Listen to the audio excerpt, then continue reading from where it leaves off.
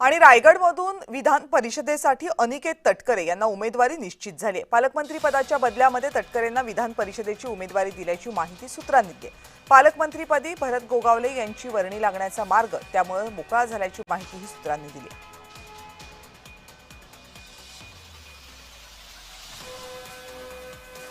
या संदर्भातली आणखीन माहिती माझ्या सहकारी ज्योत्स्ना गंगणे देत आहेत। ज्योत्स्ना,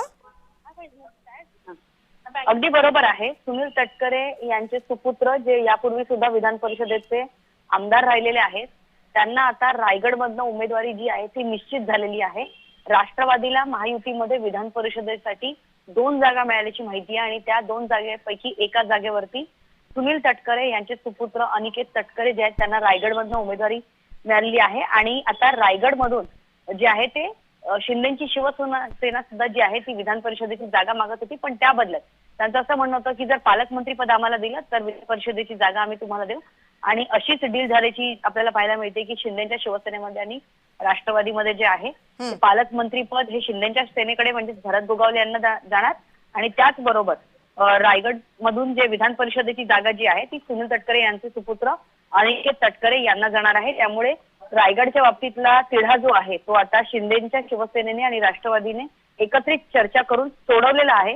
हा एक सकारात्मक तिढा त्यांनी सकारात्मक पद्धतीने सोडवला असंच म्हणता येईल, कारण रायगडच्या जागेवरून तटकरे आणि त्याचबरोबर भरत गोगावले यांचे अनेक प्रकारचे अनेक वर्षापासूनचे जे वाद आहेत ते वाद आता कुठेतरी थंड झालेले पाहायला मिळतील की पालकमंत्री पद हे शिंदेच्या शिवसेनेला भरत गोगावलेंना जात आहे, जे आधी तटकरेंकडे होतं आणि त्या बदल्यात जे आहे ते अनिकेत तटकरेंना विधान परिषद मिळते।